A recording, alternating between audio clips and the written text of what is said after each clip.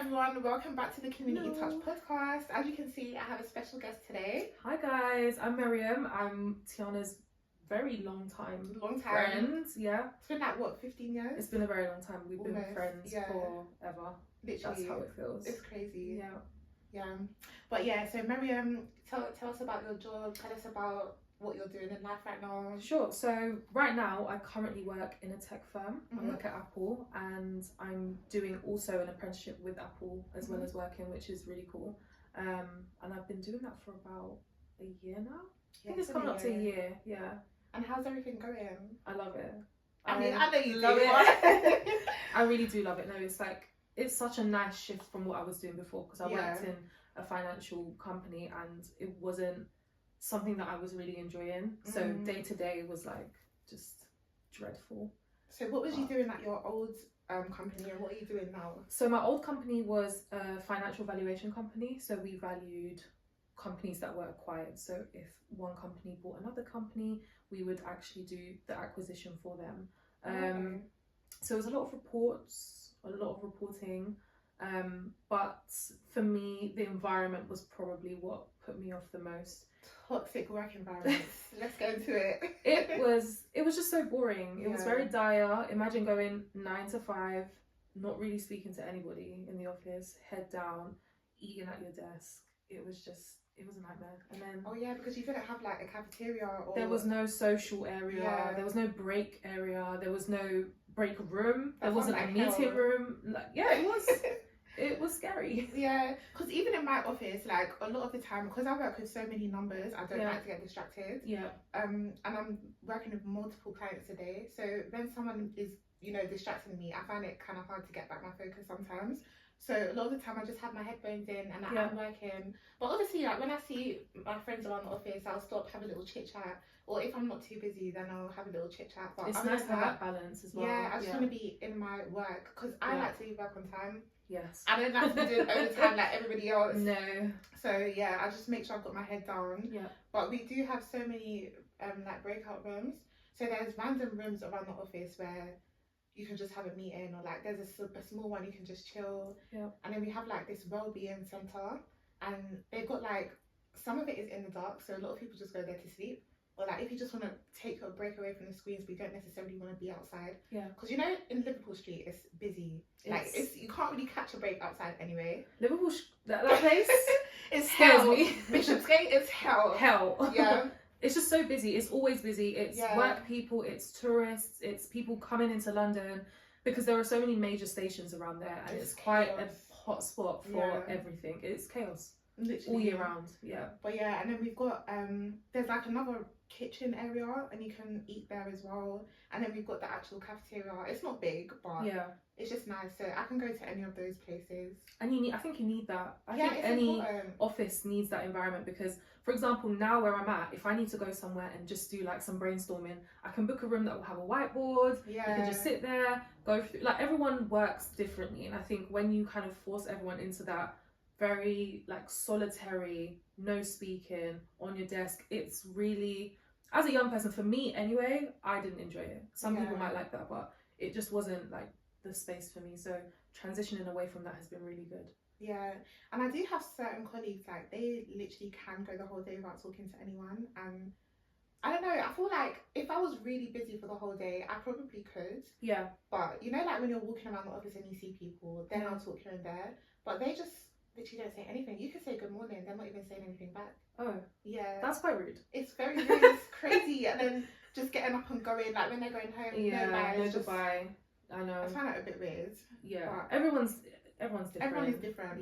Yeah. And I've just kind of learned, like, obviously some people will probably say the same thing about me as well, because some people are proper social birds in the office. And they'll be like, why are you so quiet? Yeah. You don't really speak, but you're just in your zone. I'm just doing your thing. I'm just a chill girl, like, just trying to get my money and go. Honestly. Yeah. But you said you're doing an apprenticeship right now. Yes. And you actually went to university as well. I did. So I have... Yeah, let's talk about the differences between uni and apprenticeships. So one of the things I would say about university is the variety of courses that you can do. Yeah. Although with apprenticeships, I feel like nowadays there are so many more options compared to like when we back in the day it was kind of like just the major like marketing. Yeah, they had like the big ones. I think like engineering, a few things, but now like it's such a nice range, which is really good. But with university, there are specific courses you can do that are quite niche, and it gives you that opportunity to study something that you really want to do. So I think in a way it's nice having university there for that variety. But I think with apprenticeships, just having that working experience, which you can probably relate to, there's a difference there. I was unfortunately one of those people that had COVID during uni, so I can't really give a proper... so your uni experience wasn't actual... It wasn't really, like, it wasn't proper. I would say it's still uni, but we didn't get the full experience. Half of my degree was pretty much self-taught.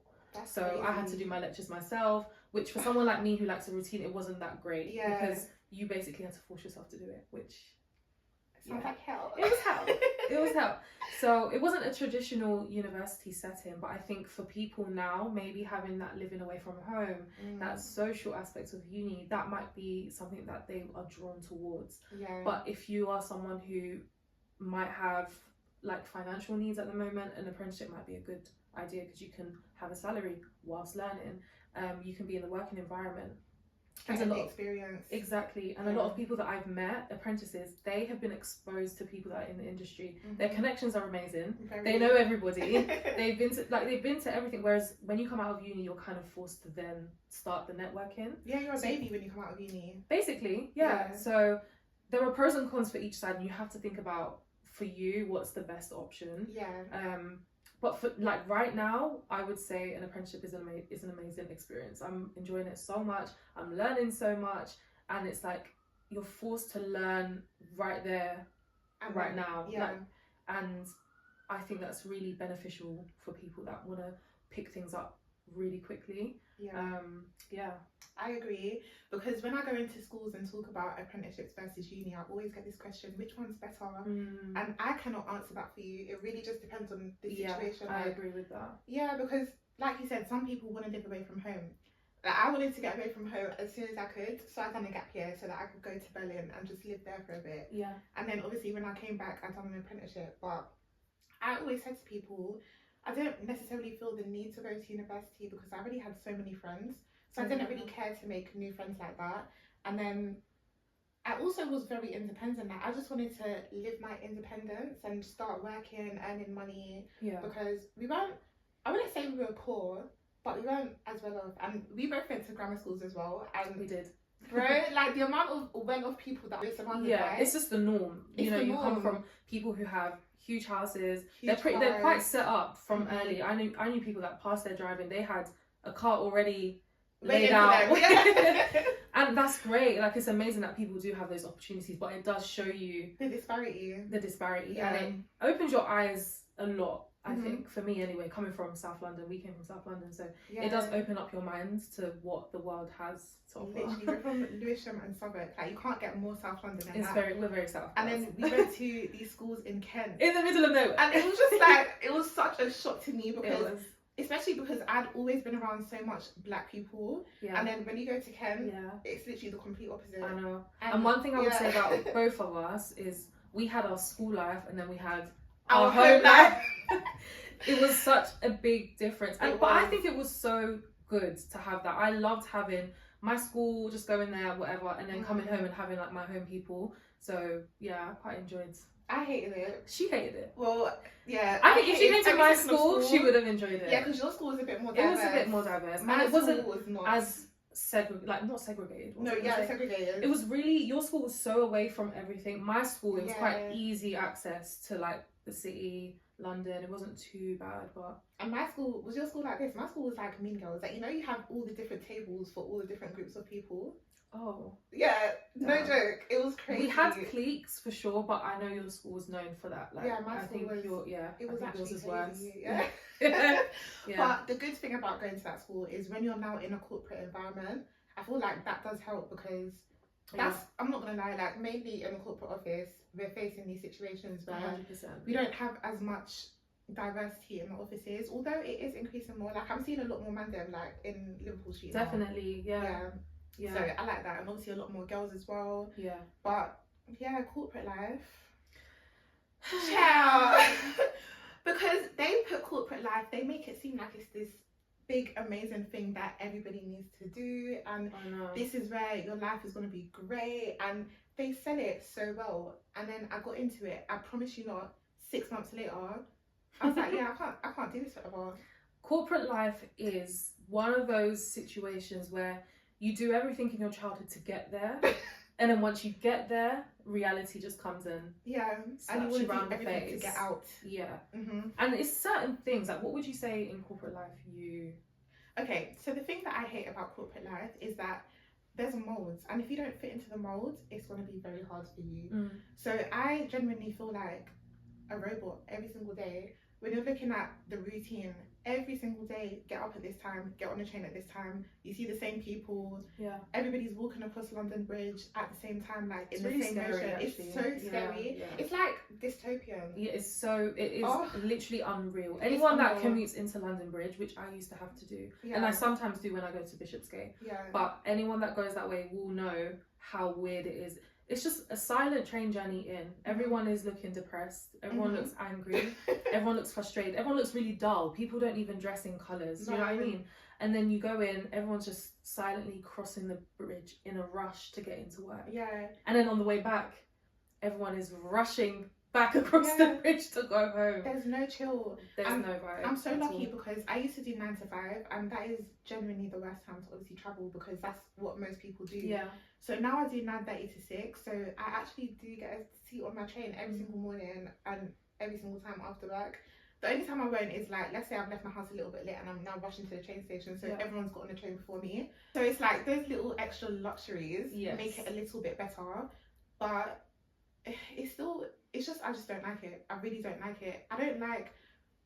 I'm not the type of person that necessarily likes to do the same thing every day. Yeah.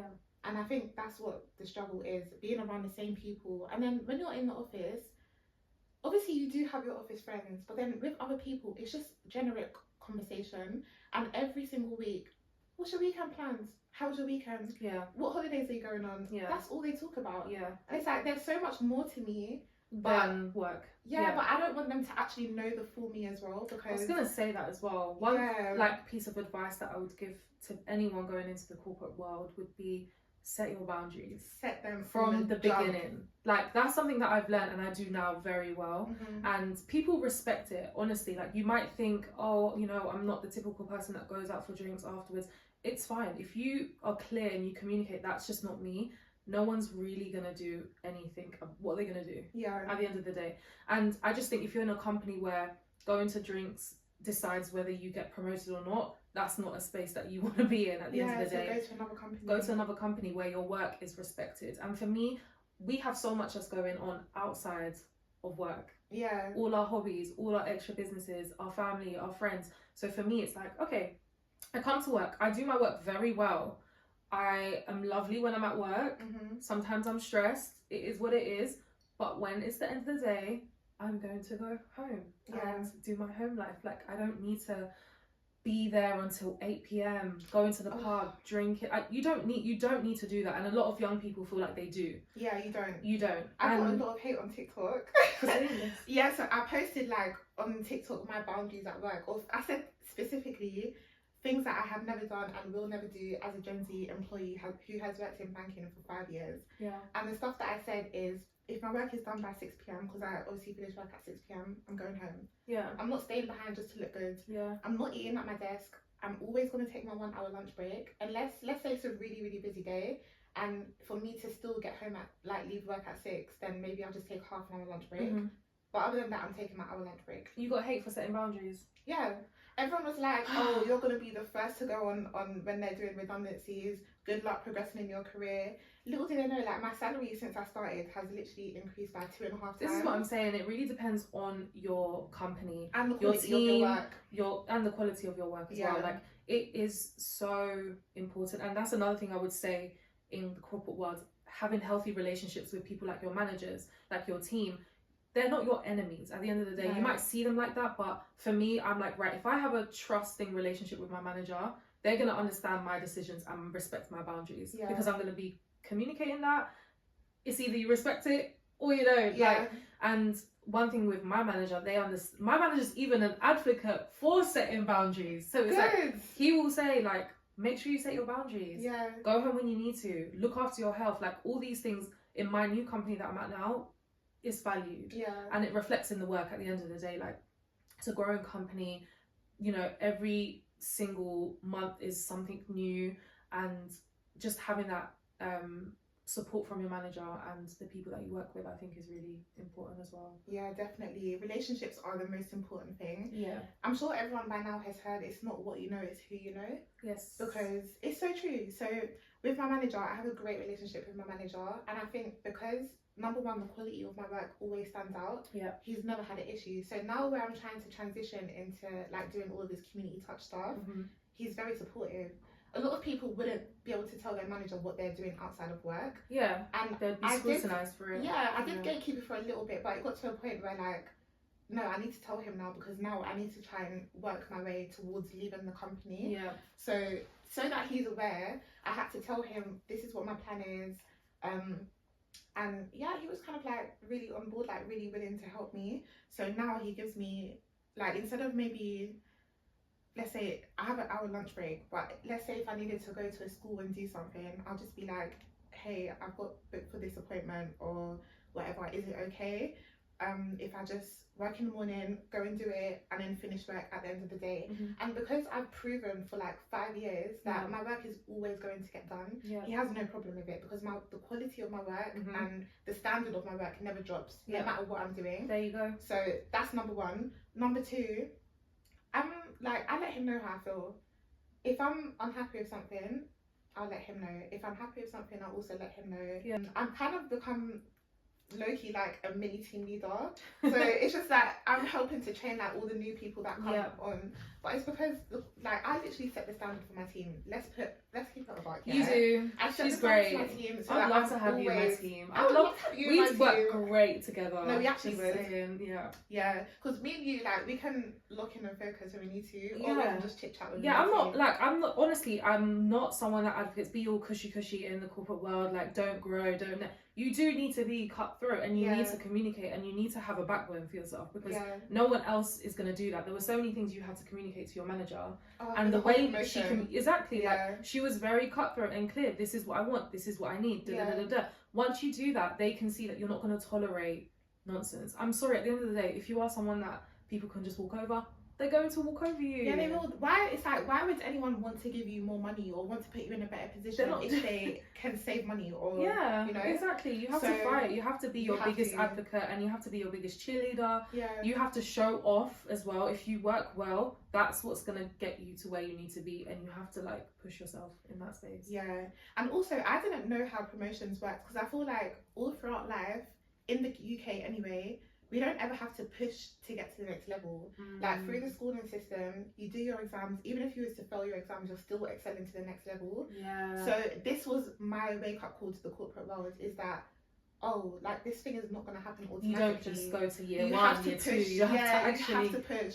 So my advice to anyone in the corporate that's going into the corporate world, or even if it's not corporate and it's just like in another sector but you want a promotion, what you have to do is have these conversations with your manager and say, what exactly is it that I need to do to get to the next level? Once they give you the guidelines, you have a sheet or a record every single time you're doing something to meet one of the criteria.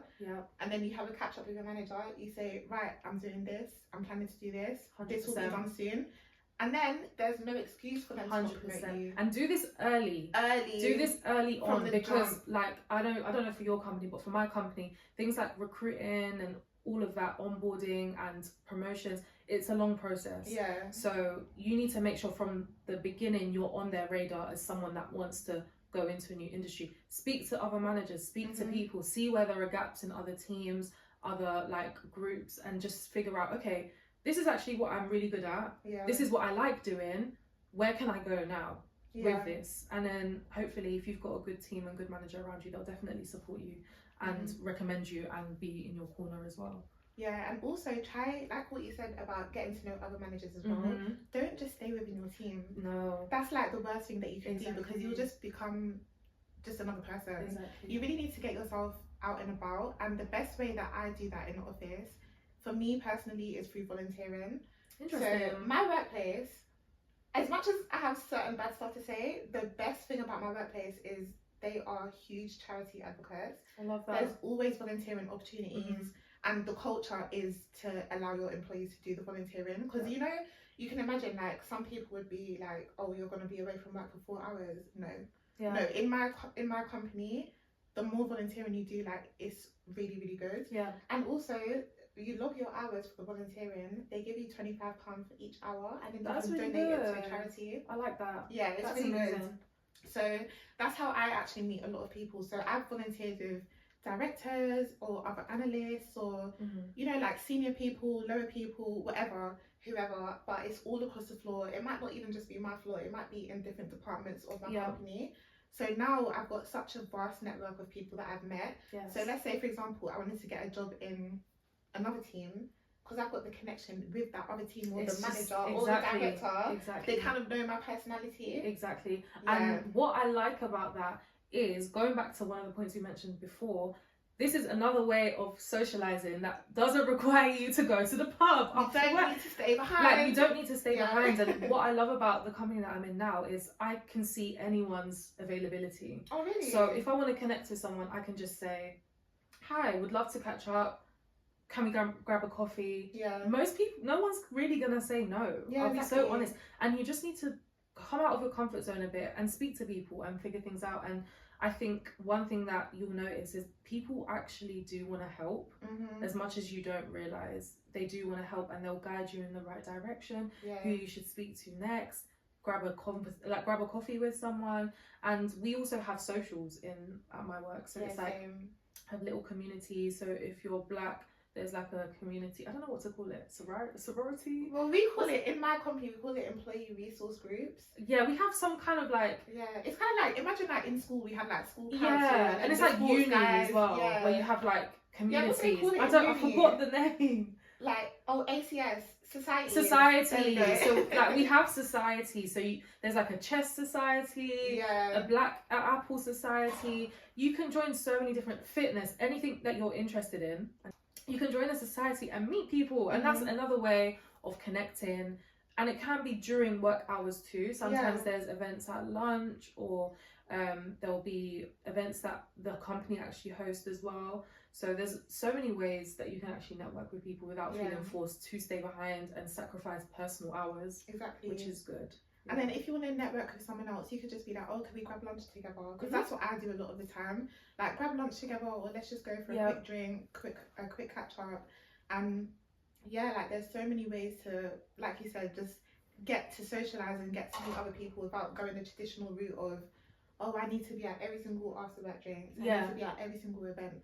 I'm only going to go to the ones that I want to go to. If I'm not interested, I'm really not going to force myself. And sometimes I'm in the mood for it. Sometimes I'm like, do you know what? Someone's leaving, or it's someone's birthday. And it's nice. Important thing like that. Exactly. But on a regular basis, for absolutely no reason, it's okay. Miss me with it. But you know what I've realised? I think a lot of people in corporate roles, like, their team and their colleagues become their family and their friends. That's true. So in that sense, I understand. Because if that's your social group, of course you're naturally going to want to go. That definitely makes sense. But with us, our social group is outside of work. So we have our purpose at work, and then our main purpose in life is, you know, with our family and friends. So it just, like we said earlier, everything just depends on you as a person. It's all personal, and some people have their families, they have kids, they're not necessarily going to need or have the time to go after work to drinks. Or some people hate their families. Some people hate their families, and they'll be at every single drink. They don't want to stay. They don't want to go home. They don't want to be there. So it's individual. You have to think about what you need and go with that. That's what I think. And just to finish up on this part, so with the apprenticeships versus uni, what do you prefer? Do you have a preference, or do you just think that it's pros and cons, or do you wish that you'd done anything differently? Okay, so overall, I am a big advocate for apprenticeships. Overall, the reason why I say this is because I've had the experience of both, and I think for me personally, being able to work and actively get involved with what I'm doing is a better way of learning for me. I'm not a textbook learner. Same. I don't do well with just reading a lecture and doing. I need to do the work. I'm sure if I went to a mechanics now, I would be a great engineer. Like, I learn on the job. No matter what it is, I will learn. However, saying that, there are certain careers where you do need to go to university because there is a lot of background research, content, and very specific things that you need to learn that it wouldn't make sense to learn on the job. It's something you need to learn prior. And then you know, act upon it whilst you're like doing a placement, or for example, medic students, midwives, they do the placements whilst they're doing uni. So in a way, if they were getting paid, that would be an apprenticeship. Do you know what I mean? But they're not. You're paying tuition fees. So yeah, that's my view. For me, I'm just always going on about apprenticeships. But Cheers. It changed my life. Like, I'm not gonna lie, it really changed my life. I feel like a lot of my friends that I've spoken to, they always say that if I could go back in time, I would have chosen to do an apprenticeship. Yeah. But I think if you do want that social life, like you want the balance of social life, but working and practical learning, I always tell people you could go uni for a year, drop out, and then do an apprenticeship.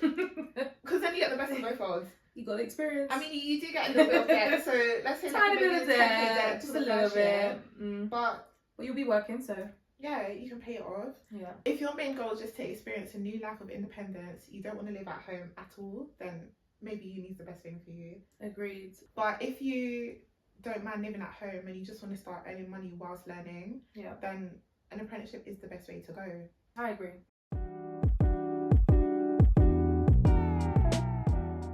Cool, so we'll talk about this week's financial news. And the Bank of England has decided to drop their interest rates. Dun, dun, dun. How do you feel about that? Well. Do you know what?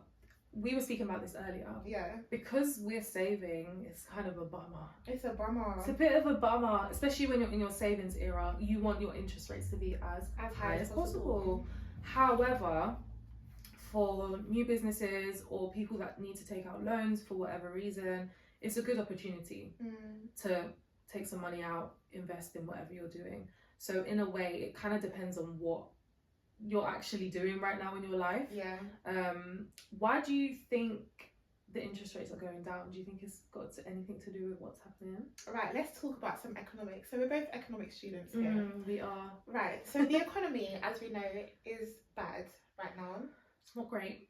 And they need to inject money into the economy for the economy to grow again. Yes. Guys, this is free economic knowledge, okay?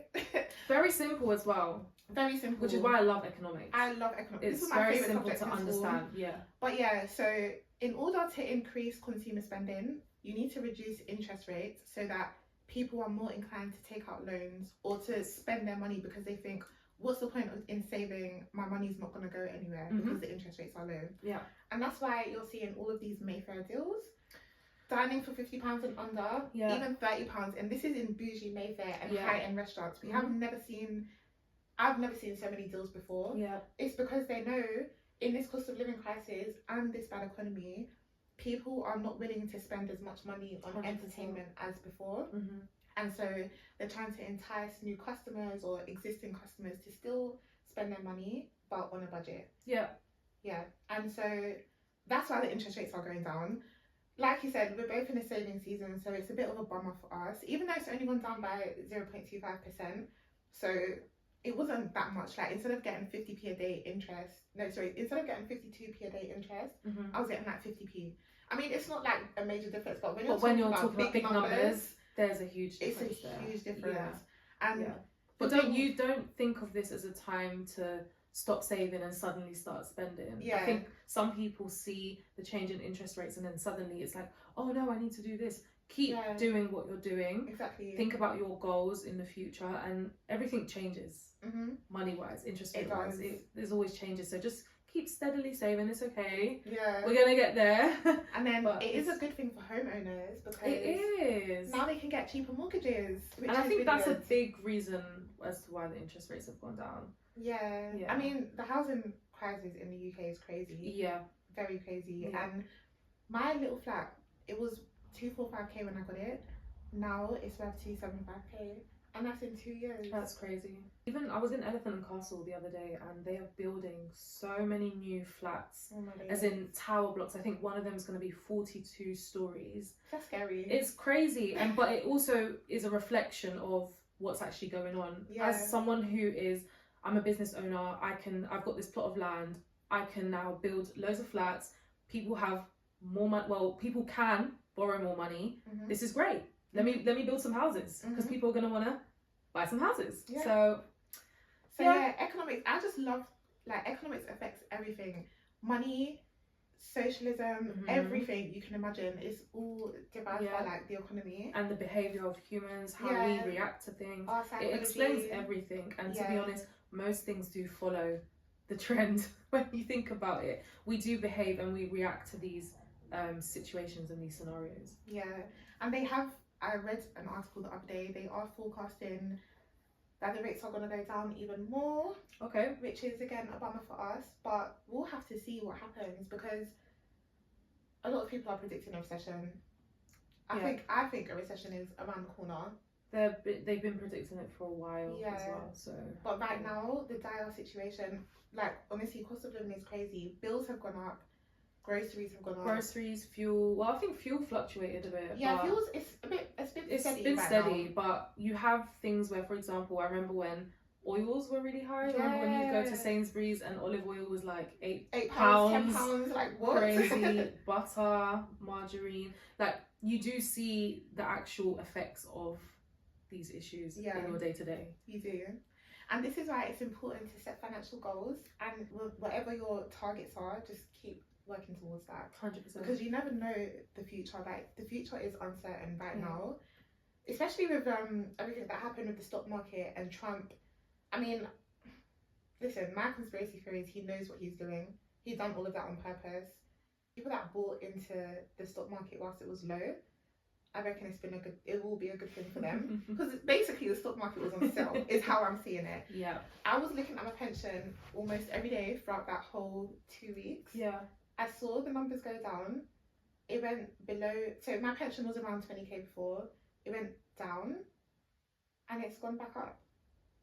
So that just literally shows you a reflection of what is happening right now. Yeah. But now the stock market's gone, it's kind of going back to normal. So yeah, but financial goals, I'll start with mine. So I've got a goal of building my emergency savings fund to £10,000. And I posted a story on my Instagram the other day, and a lot of us also said £10,000. Yeah. I was like, 10k plus. Yeah. Do you know why? It's because it's so important to have, you need to think about your expenses as well. And I think some advice that I got was to think about around 3 to 6 months of expenses. For me, I go to the biggest boundary actually. So I went for 6 months. I was like, I want to have expenses enough for 6 months as my emergency fund, which is why I put 10k plus, because I need, that's what I would need. But I think an emergency fund is so important. I think it is as well. I think as a young person, you really don't think about it at all. You might have savings, but an actual emergency fund solely for emergencies, for big situations, do you have that? If you don't, 100% recommend putting money towards it without fail. An emergency savings fund will help you stay out of debt, because when these unexpected crises happen, then you've got the money right there that you can just go and take out. And then obviously the idea of an emergency savings fund is you have the figure, and if you need to tap into it, you take it out, but you top it up back to that figure. And so it's just a pot that just stays there. So yours is 6 months.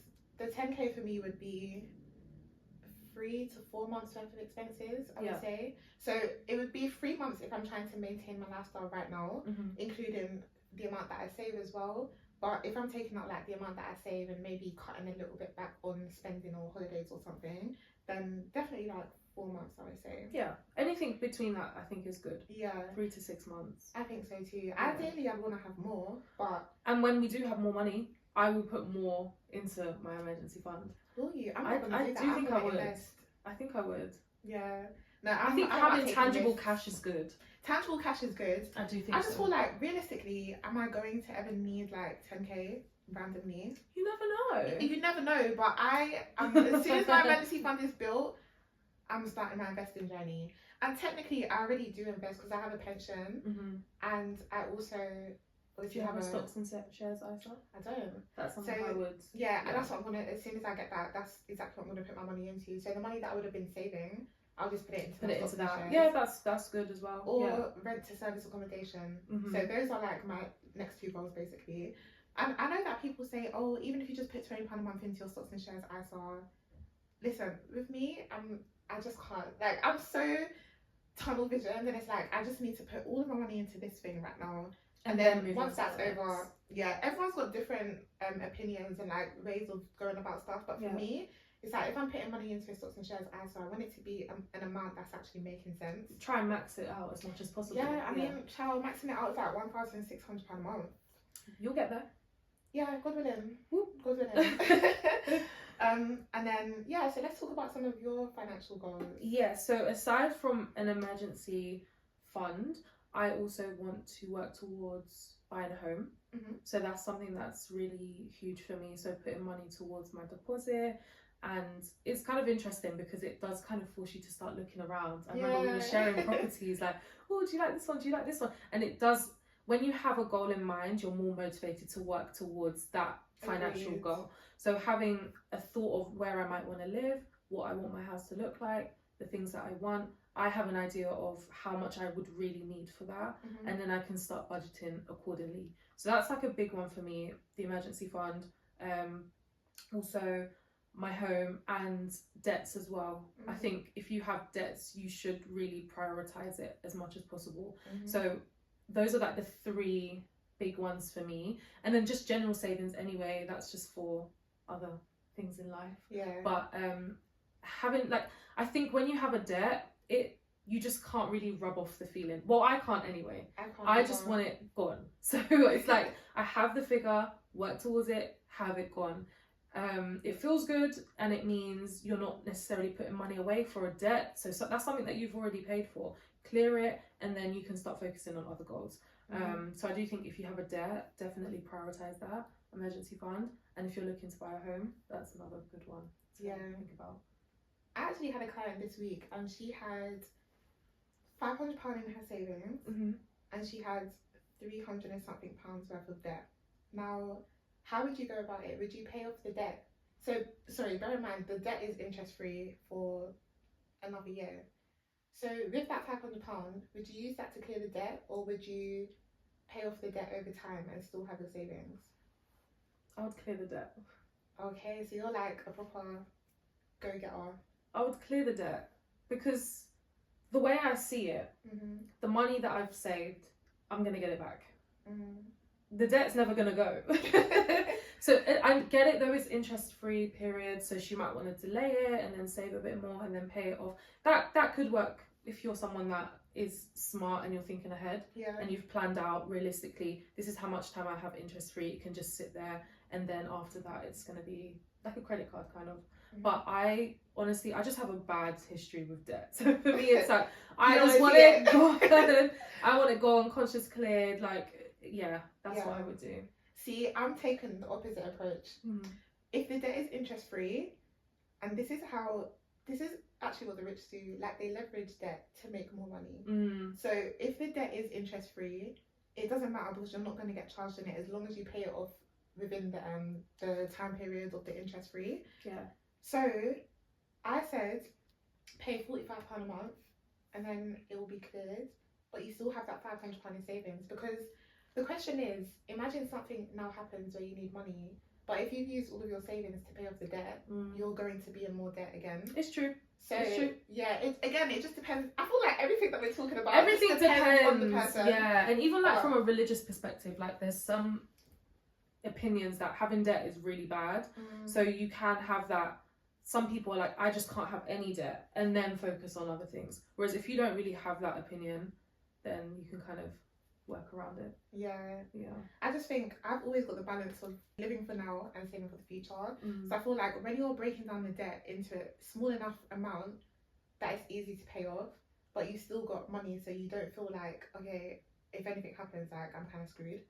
I think that's, for me, like that's how I would feel more comfortable. Definitely. But for Miriam, like, you just feel more comfortable to not have any debt at 100%. all. So I understand your approach as well. I think as well, the client that you had, depending on her income, that can be a big decipher. Because for me, I know I can make that £300 back very quickly.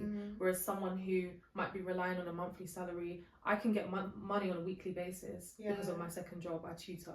So it's like, it really depends on your financial situation and how quickly you can make money, how easy it is for you to move money around, things like that. So you have to like assess it, I think. Yeah, I completely agree. Talking about money and all of that stuff, and waiting for your money to be in a better position. Like, I am so desperate to just get married and have kids. Like, mentally, I'm ready. And we want to do this together. Yeah, we're always talking about it. Like, every week. Our kids are going to be cousins. They're going to be the cousin besties. Yeah. They're going to grow up together and, like, you know, they're going to have their friends, but the cousin besties are the main. Exactly. Which is kind of good because it forces us to get our shit together. Exactly. So we have to really, like, get things together because I think I'm of a very similar viewpoint to you on this, of feeling financially stable before we do have our kids. Yeah. And there's a lot of reasons for that. I think one of the reasons for me is I actually want to spend time with my children. And I think I've seen a lot of colleagues like give birth, have their maternity, and then they're straight back to work immediately into like a very corporate 9-to-5 role. And that's something that I don't necessarily want to do. I don't want to just have my maternity and then my kids are going to nursery before they're even 1 year old. I want to be able to spend time with them. So it's also creating a life that means that I can do that. Having our businesses, having flexibility with work. Flexibility is the biggest thing, and you're not going to get flexibility in a 9-to-5. You won't, and that's the reality. So you have to think about those things. And at the end of the day, being a mom is going to be my priority. So I gotta set myself up. So I'm ready. I don't think I'll be ready until 2027 at the earliest. But I'm saying 2028. That's I good. Think that's the realistic. I think that's realistically, the best age for me, because I don't ever want to be in a situation where I have to. You know, you can say no to your kids for certain stuff, but I don't want to have to say no. Because some parents, it's like they want to give their kids the world, but they just don't have the money to. And I just don't want to be that type of parent. And it's no hate towards those parents because, listen, everybody's situation is different. Sometimes kids are unpredictable as well. But I just want to be as financially stable as I can be, so that money is not driving any issue between me and my children or me and my husband as well. I agree. So, and it's a tough one because, you know, sometimes you feel like you're pushing that life away just to get that financial stability. Like, I have that battle all the time. I'm like, oh, I'd love to like just get married and have kids right now, but then you're constantly thinking about, I actually want to give my kids a better life than I had, and that requires me to have better financial stability. That's how you know you're going to be a good parent. When you want better for your kids, you want better for your kids, and you want to have as stable of a life as possible. Like, we all know that financial situations dip, they can rise, anything can happen, but being in a good spot before I have my kids, that's the goal. Definitely. Whether things change after that, we don't know. We can't predict the future, but I can control certain things, which I want to do. Definitely. Sure. Love that. Yes.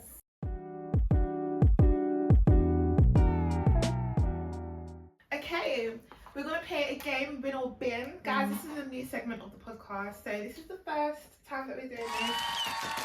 Right, I'm going to tell you 4 different things. You're going to say win or bin. Oh, I'm nervous. We're going to talk about it, but I want it to be a quick fire answer. Okay. I mean, it may be as quick as possible. It may be a little bit going to depth. We'll see.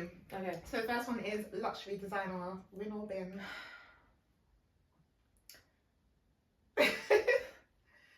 Think about this one. Bin. Why? It's not everyday designer.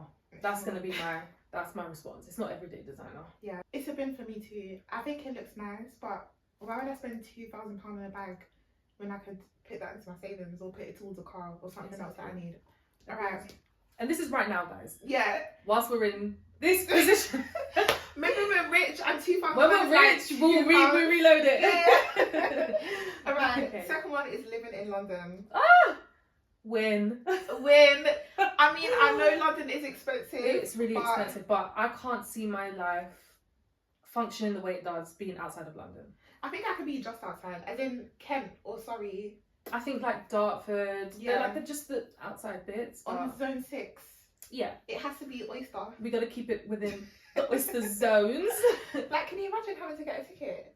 I think it'll just stress me out. I wouldn't want to come in to London. Yeah. If I lived outside of London, I wouldn't be coming into London as often as I do. Some of my colleagues pay like £50 a day just to get into work. It's a lot. It is a big investment. And I do think companies should reimburse travel. Gosh. That's another conversation. They do. They do. She's living the dream, guys. Alright, maintenance appointments. So we're talking nails, hair, waxes, eyebrows, eyelashes, all of that. Win for me. It's a win for me too. I just think being your best version requires self-love, and you need to invest in yourself to be able to see like the goodness. Listen, when you look good, you feel good. When you feel good, you do good. And that doesn't mean do every single maintenance there is in the planet. Choose the ones you need and love, and just stick with those and make it into your expenses. Yeah, what I always do, this is non-negotiable for me. It's in my budget. Hair, nails, every single month I'm getting it done. But lashes, I used to get them done every single month as well. Yeah, she was a lash babe before. That's £65 every single time. I can't do it. So I only do lashes when it's a holiday, special occasions, summer, or my birthday. That's it. Yeah, I agree. Yeah. Okay. And then the fourth one is eating out. This is a hard one. I think this is in the middle. This is a win bin for me. It's a win bin. Because I think we've done really well in actually cooking more meals and being healthy, and then we treat ourselves. Like, for example, today we're going out to eat, obviously. Yeah. So earlier today I made us lunch. She did. And then now we're gonna go out for dinner. But it doesn't mean I'm going out for dinner Thursday, Friday, Saturday, Sunday. Yeah. I'm not doing that. I'm just thinking, okay, right, I've got a special date with my friend. I'm gonna go and have dinner, and that's fine. But it won't be every day. Yeah, honestly, I think I go out for dinner once a week. Which I think is really good. It's fine, because I like once a week. Yeah. Yeah, I'm a chef. Like, I love to cook. Yeah. So why would I not cook? And then all the money that you're wasting, like getting takeaway. Have you seen that girl on TikTok? And she never cooks. She just always takeaway. So much it adds up. I don't know how she does it. I know a lot of people that they order breakfast, they order lunch, and then they're ordering dinner. It's crazy. Monday to Friday. £50 a day. It's a lot of money. Yeah. And it's great when you have the money, that's fine. But if you're in a savings or you're working towards financial goals, it's not the best decision. Yeah. Or even health goals. Oh yeah. Because that's what we're both on right now. Yeah. Fitness girls. Yeah, fitness girlies. Okay, well that is the end of this episode. Thank you so much. Thank you as well. Thank you for having me. Guys, if you've liked this episode, please give it a thumbs up. I'm being serious. Like, it really helps with the engagement. Comment below what you thought. Like, please, let's get this engagement going up. But yeah, this is the end of this episode. Thank you guys for watching. And guys, make sure you follow my girl on all her socials, Community Touch on YouTube, Instagram, and TikTok for more financial advice. That way. And yeah. Yeah. Thanks, guys.